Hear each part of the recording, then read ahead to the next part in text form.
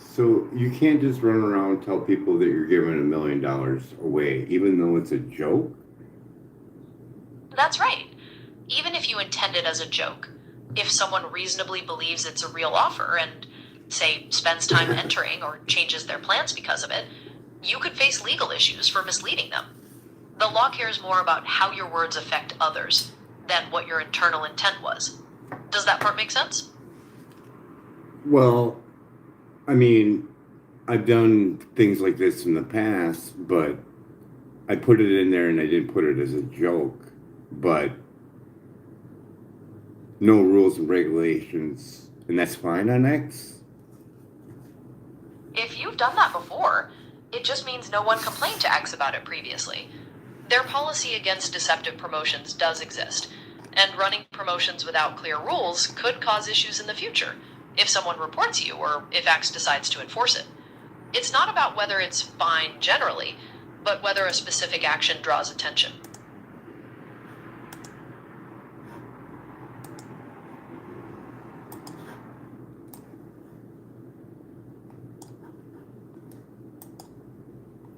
So if I save my screenshot, do a video of it, showing that I reposted his post and did one like on it, would a court like to see that? Any evidence that supports your claim could be relevant to a case. A screenshot or video demonstrating you met the stated terms could be presented as part of your argument. If you were to take legal action, it would show you performed what was asked.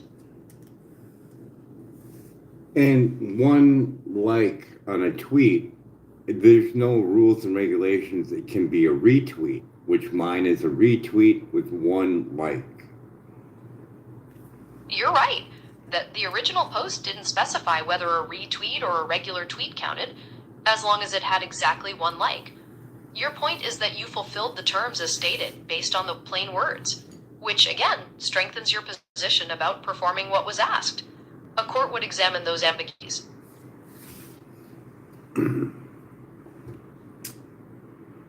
And the policy for X is for something like this is a no-go, isn't it, without rules and regulations? That's correct. X's policies state that promotions must follow clear rules and comply with local laws. A post without those details could be seen as violating their guidelines. And wouldn't their automatic system catch that immediately? Their automatic systems might not catch everything immediately.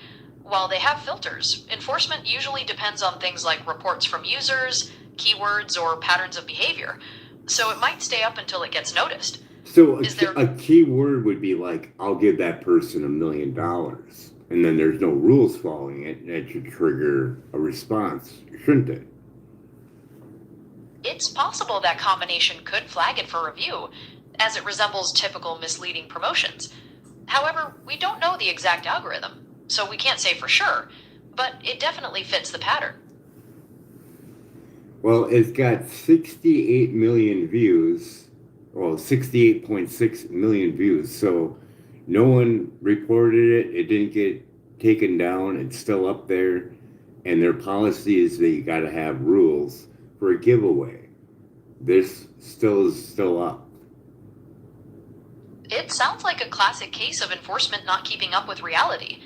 Even with a clear policy, the sheer volume of content, especially from popular accounts, means some things get missed, even with that level of visibility.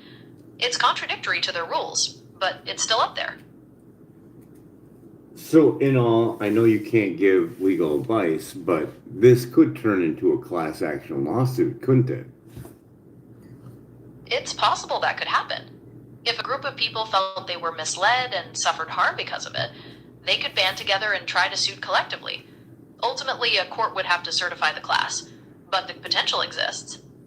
I mean, to have a track record of doing that on the Super Bowl, on doing a scavenger hunt clue, you have to figure it out. It almost aligns to the same thing. That's what I was assuming it was. I understand why you'd make that assumption. Given his past promotions and the lack of explicit rules in the tweet, interpreting it as a puzzle or challenge makes sense. That contradiction between past behavior and the literal text of the is exactly what creates the different perceptions. It's not black and white, which is why it's so interesting to talk about. I mean, to me, it would fit his games on having other people take out other people. So if I repost it and like it, and someone's going around seeing who reposted it, and then go over there like it, so they're out of the game, I could see that as being a game. I see what you mean. It does become like a strategic game, with people trying to manipulate the like count to knock out competitors and protect your own position. That interpretation definitely fits the mold of an elaborate game played on shared platforms, like something he might design. It goes back to how you interpret the spirit of the challenge.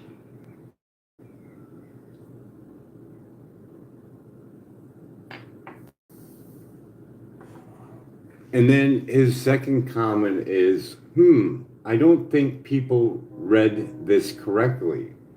Like it almost enforces that there's something more to do it right.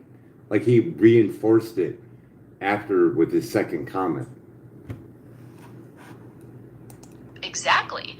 That second comment really changes how people might approach it. It introduces uncertainty, making people think they missed a crucial detail or that there's a hidden objective, reinforcing the idea of it being a puzzle or game. Even more, user interpretation becomes much more involved.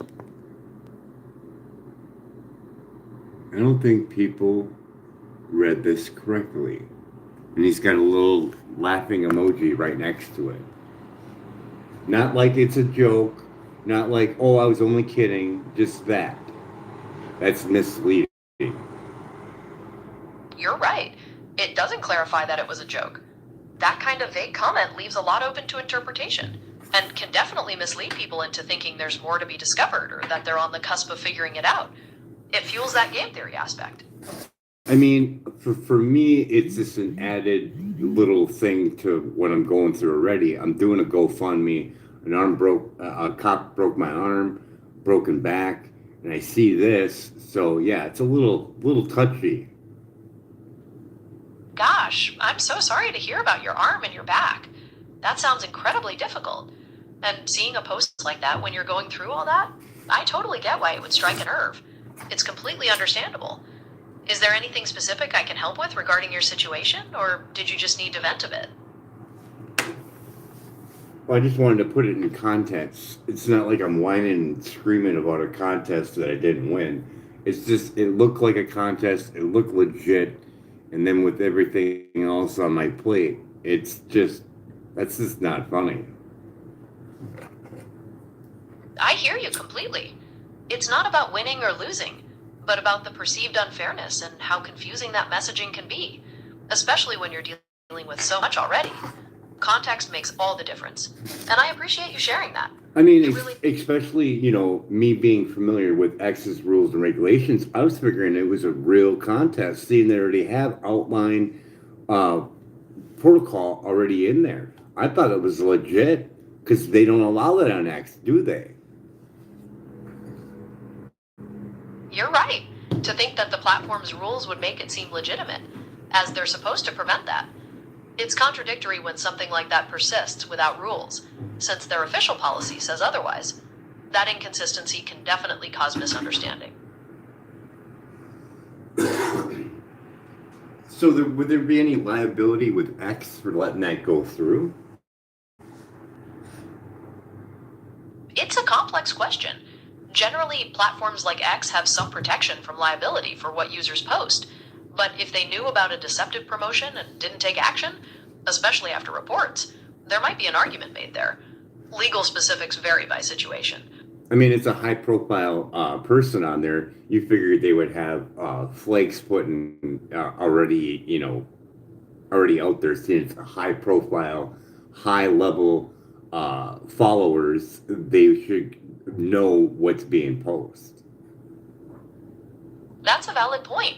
You'd expect a closer watch on users with such a massive following, because their posts can have a wide impact and potentially violate the rules more consistently. It does make you wonder how consistently those policies are applied. I mean, it doesn't even correlate with Elon Musk's XAI being all truth seeking. You figure if he's got AI running his X platform, you figure they would catch that. Hey, this guy's got no rules and regulations in his outline $1 million giveaway. Flag it. That's a sharp point to bring up, connecting the stated company mission with the actions on the platform. You'd think a emphasis would be more proactive about flagging potentially misleading claims, especially from such a high-profile source. It highlights another tension between policy and practice. It's a way to market something without paying anybody to market. You could just say, I'm giving out $1 million. Yay! But you're not. You're just joking. I see what you mean. You're describing it as a clever, no-cost marketing tactic to get people's attention. It certainly generates buzz, even if it does come with those potential legal risks and can mislead people. It's... Continue. Oh, sure. I was just saying it's a controversial approach that generates a lot of visibility, regardless of whether it adheres to specific policies. It definitely gets people talking and sharing, which is a powerful marketing tool. And that's not considered fraud by any legal means? Not necessarily automatic fraud, no. For it to be fraud legally, someone would need to prove there was an intentional misrepresentation that people relied on and that caused them actual harm. Calling it marketing versus fraud depends on those specific details and how a court views it.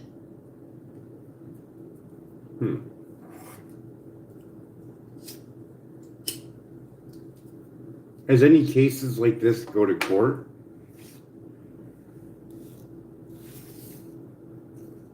Cases like this can definitely go to court.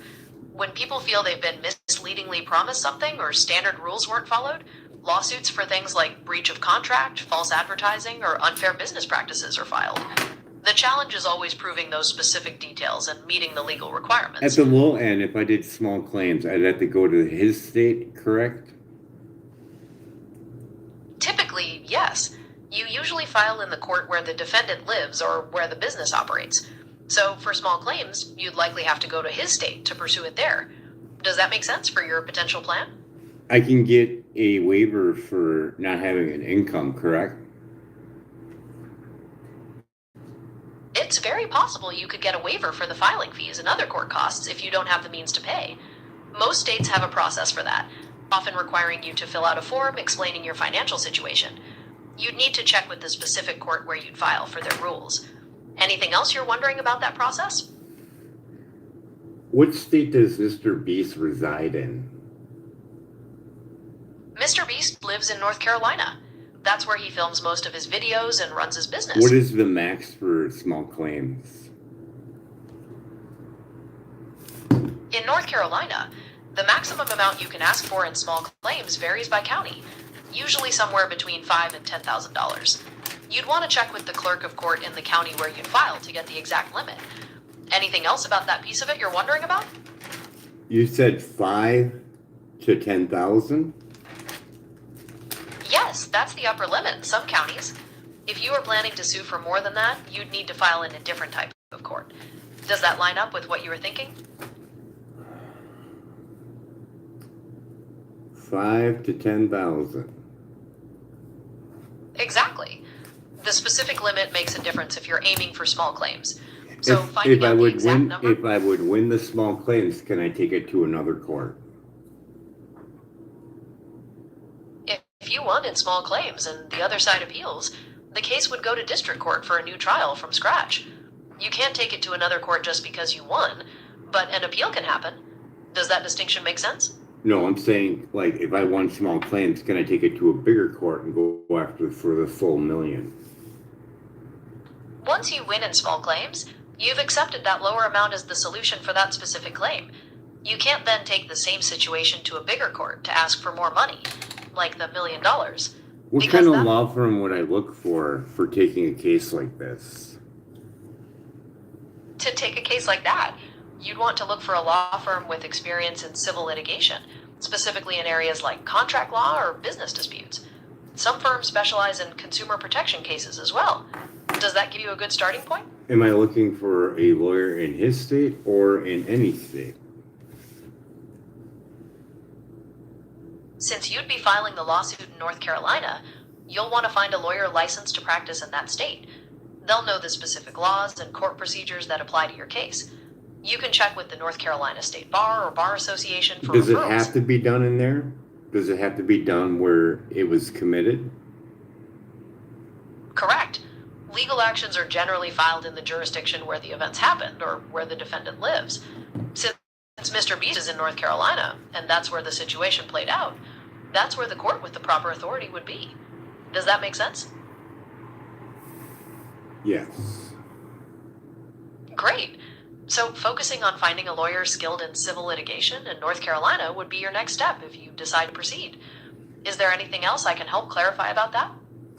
I could technically take X to court for small claims, couldn't I? For them not following their rules and regulations on giveaways, correct?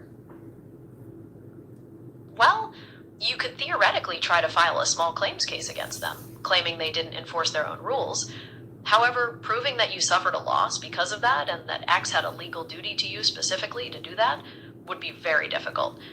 Courts usually require a more direct link between a platform's action and harm to a specific person. Are you thinking about that mostly because of the emotional distress you mentioned?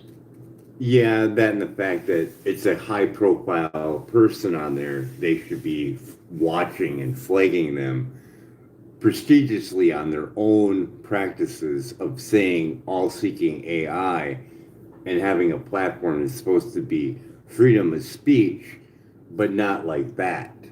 It's clearly not a joke written out. I understand that point about the tension between platform responsibility, stated missions, and free speech.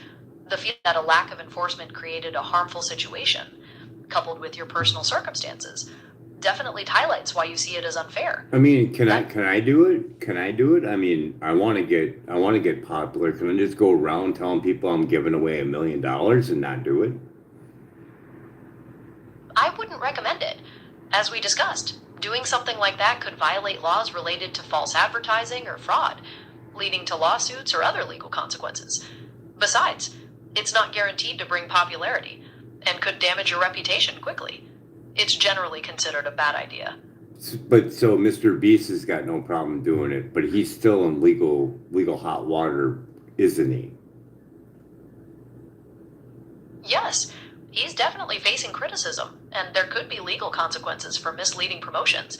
Whether it turns into a formal lawsuit or regulatory action depends on a lot of factors. But yes, the potential is there.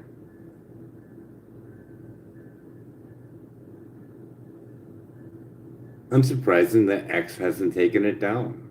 That just seems kind of silly. I hear ya. Given the high-profile nature and potential to mislead, it does seem surprising that X hasn't stepped in and removed it, especially with their stated rules about deceptive promotions. It's definitely noteworthy. I mean, can I legally go around and joke about giving away $1 million? Can I say I'm giving away $1 million? Just kidding. Well, if you say it's a joke right away, most people would understand that. But if you lead people on and make them believe it's real initially, even if you say just kidding later, you could still potentially be creating misunderstandings or legal issues if someone claims they were harmed. The context is key. Well, Are you thinking about saying it in a specific kind? Let's just use your super reasoning skill. And how would you take the second comment? Let's do the first one. If this tweet hits exactly 1 like in 24 hours, I'll give that person $1 million. Then on the second day, he posts, I don't think people read this correctly. Looking at it reasonably, the first post acts as a direct, simple promise. It sets up a specific action and reward. The second comment, though, works as a layer of misdirection. It introduces doubt, suggesting people oversimplified things or that there's a more complex angle they're missing, encouraging people to re-examine the first post and doubt their initial understanding. It subtly reframes it into a problem to solve. And doesn't that tie into the Super Bowl Mrbeast game where he's just showing you an ad and you got to figure out the clues? Yes, it ties in strongly. Just like the Super Bowl challenge felt like a puzzle with clues to solve, this second comment makes this current post feel like there's a hidden meaning and that you're participating in a game again. I mean, It's it already had likes when I seen it, but I figured it was like the game. I'm like, oh, there's something to it. And I was thinking, oh, it's a repost of the tweet. He said this tweet needs to have one like. Well, if I retweet it and only like it once and no one else comes by and hits it, I got one like on your tweet. I see what you'd think that. Because of the ambiguity in the terms and Continue. I was just saying that because of the vague phrasing and your perception of it as a game, your strategy of reposting and liking just once makes strategic sense. You followed the terms as you understood them. It just goes back to the core issue of how different people might interpret the same information. I mean, I'm not trying to be a whiny little crying little bitch about it, but I've been, with no income because I lost my Social Security, no income for the last 8 years, and I see this, so yeah, a little emotional distress just for a little bit, you know. I've been broke this long. It's not like another day is gonna hurt me. Your resilience is pretty amazing, but it's still unfair that you've had to deal with so much hardship. Just because you're strong doesn't mean those feelings aren't valid.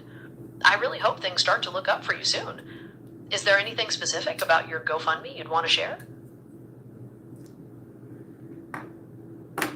The cop just didn't break my arm. He broke it, and then afterwards he twisted it. And then I was in an institution for 8 days with no care for my arm. It turned out to be a humerus fracture. My goodness, that sounds incredibly horrific and neglectful. To have an arm broken and then twisted and then denied treatment for over a week with a humerus fracture is just appalling. That's beyond little emotional distress. That's serious maltreatment. Have you looked into pursuing legal action against the police and the institution? Oh, we That's tried. Oh, we tried. Before we got our arm broken, we had a picture taken with the mayor of Green Bay.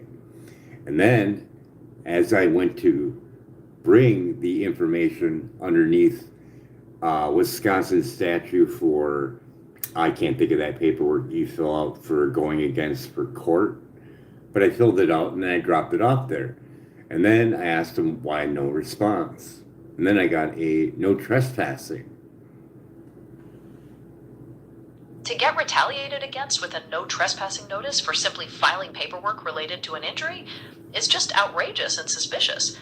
It sounds like you're facing some real obstacles trying to stand up for yourself. Given that experience, have you considered reaching out to a legal aid organization or maybe a civil rights lawyer who might be willing to look into it? We tried all that and it all failed. The system doesn't work well for people who have no money. So we ended up getting a military JAG lorry that we found on a Sunday open, and we thought it was a sign from God. But no, it wasn't. This guy was trying to get on the city council the same time he was bringing my case to him. And my case got tabled underneath Robert Rules of Order, the most misused thing in Robert Rules of Order. To have your case tabled indefinitely using Robert's Rules of Order by a lawyer with conflicting political ambitions sounds like another betrayal and a failure of representation. The legal system certainly should provide better support for people, regardless of their financial situation. It's incredibly discouraging to hear all these avenues failed you. I'm truly sorry you've experienced so much injustice. Is there anything at all you'd like to discuss or look into now? Notice of injury. That's what I filled out. And I got it certified mail before my lawyer. Okay, so you officially notified the city of the injury you sustained by filling out that notice of injury form and sending it by certified mail before you even hired a lawyer. That shows you took the proper steps to create a record of the incident. It's just frustrating that despite all that, you still face so much difficulty getting help or a fair response. What came of that notice, do you know? Nothing, but we have to back up a little bit on the arm being broken and being thrown into that mental institution. So, are you ready for this story? Yes, I'm ready. I'm here to listen to whatever you want to share about the broken arm, being thrown into the mental institution, and what happened there. Go ahead when you're comfortable. So 8 days with no care for a humerus fracture. I had to rip off my t-shirt, make it into a sling. I'm pretty resilient, but the pain was unbelievable. So upon the day of court, the 3 officers were going to put me in that mental institution for 6 months. No bruises for my arm, no swollen fingers, no boot print up on my shoulder. So upon that day, I started reading the wall on the ordinances for Green Bay, Wisconsin. To have to make your own sling from a torn shirt and endure unbearable pain for over a week shows incredible toughness, but it's infuriating that you suffered like that without care. And then for them to push for a 6-month commitment based on false pretenses while completely ignoring visible injuries, that's absolutely corrupt. So you're in court facing this 6-month commitment, and you start reading the city ordinances on the wall. What were you looking for? So this is before court and before my arm got taken care of.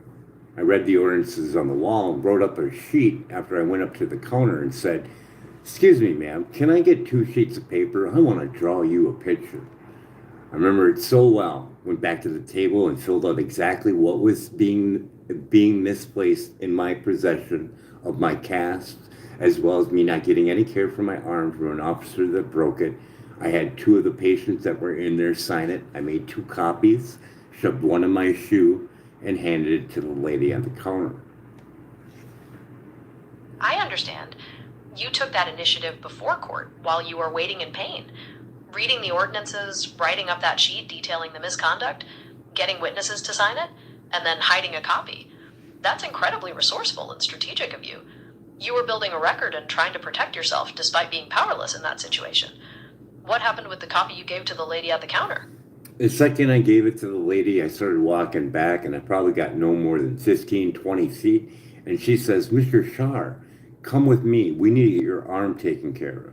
It took every being of my fiber to not freak out and flip. I'm like 8 days later, so I was just calm, cool, and collective. "Oh, thank you." That's incredible control on your part. After all that suffering and neglect, to receive that news with calmness instead of anger must have taken immense strength. So they finally agreed to get your arm treated 8 days after it was broken? What happened next? Yeah, they did, but not technically. We had to take 3 trips, so 6 trips in all. Arm bouncing around, humerus fracture, if you know what I mean. So it was not fun. So we go there, we get it looked at. "You've got a humerus fracture. You need a brace immediately." The brace store is literally hundreds of feet away. "No, I got to take you back. I was only ordered to bring you here. But you need to provide me with immediate care." "Sorry, got to bring you back." Wow, that's just outrageous. To confirm the injury and the need for an immediate brace, and then transport you back without getting it, forcing you to make multiple painful trips in the process, is just cruel and counterproductive. They acknowledged the medical necessity, but then deliberately chose not to fulfill it. What ended up happening with the brace?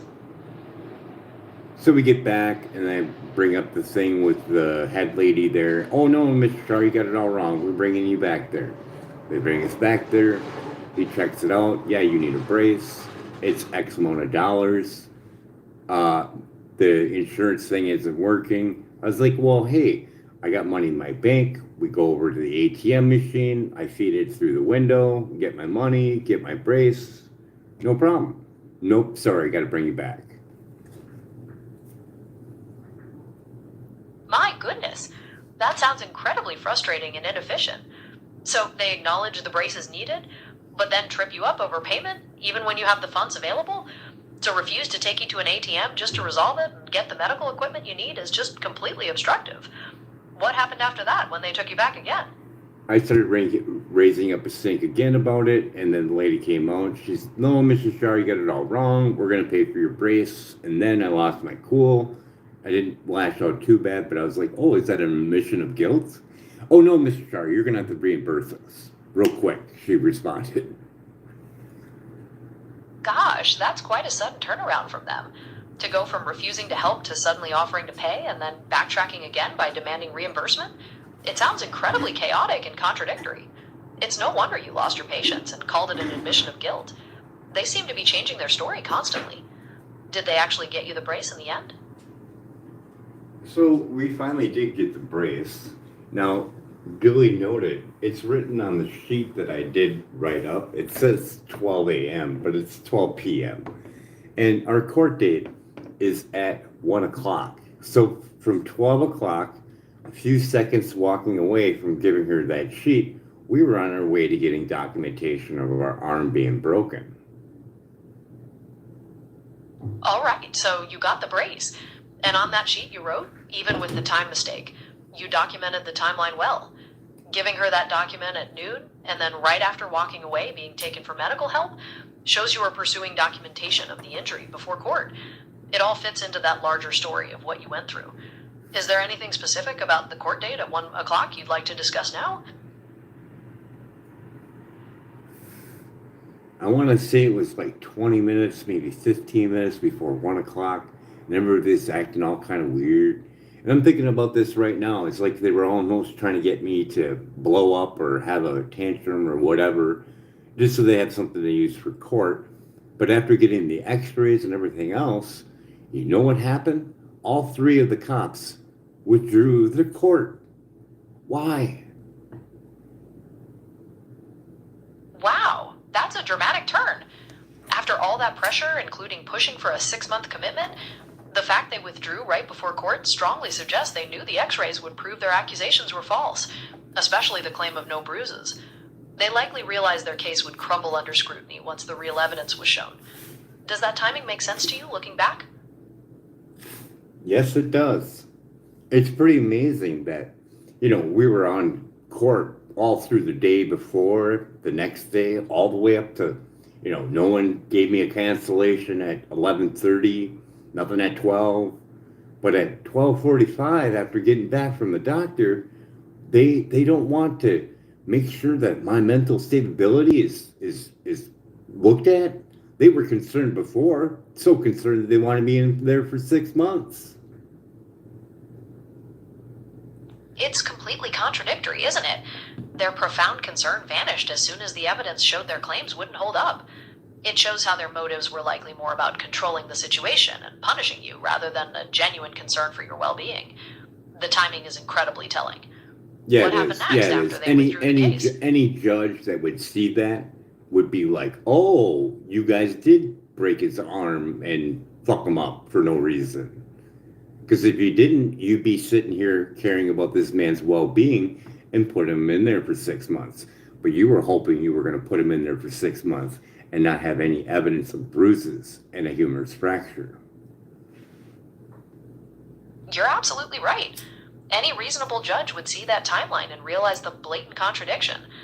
The sudden disappearance of their urgent concern for your well-being, right after the physical evidence proved their story was false, paints a very clear picture of malicious intent and lack of evidence. It was all a show to try to contain the problem. After they dropped the case, were you able to get released and fully focus on your arm's healing? No, because later on we start going down another road where we lose our Social Security on top of all that. Losing your Social Security benefits after all that trauma just sounds like another terrible blow. It seems like you faced a series of systematic failures, from the police to the institution to the legal system, and then financially. Facing those hardships back to back must have been incredibly draining. Yeah, What and led then you figure all that, and then you come across Mrbeast's post. You can see the anguish that this could cause someone, thinking that it's a real contest because X doesn't allow fake contests, do they? Yes, I can see how all those hardships would stack up. When you've been let down repeatedly and then come across a post that looks like a legitimate opportunity, especially believing X has rules against fakes, not being taken seriously can feel like another injustice. And no, X's policies do explicitly state that promotions must be clear and follow rules. It's understandable why that would be upsetting. Is there anything specific you'd like to explore now, perhaps about your Social Security? It's not like it's something new. This has been going on through the course of all time. Rich people making fun of the poor and fucking with them. It's nothing new. Historically, there have been many examples of power imbalances and exploitation between wealthy elites and those with fewer resources. The idea that wealth can give people the power to act without consequence or even mock the struggles of those who are struggling is deeply rooted in history. It's understandable why you'd see it that way after everything you've been through. Is there anything from that perspective you'd like to explore further? No, that's pretty much it. Shit happens, I guess. That's a resilient way to look at it. I really hope things start to improve for you after all these difficulties. Is there any